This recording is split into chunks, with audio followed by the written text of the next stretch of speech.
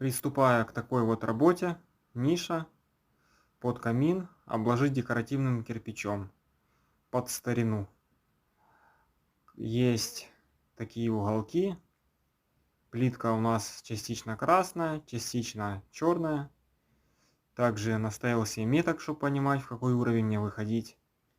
А также поставил вверху метку, чтобы видеть, куда мне выходить. А так, приступим.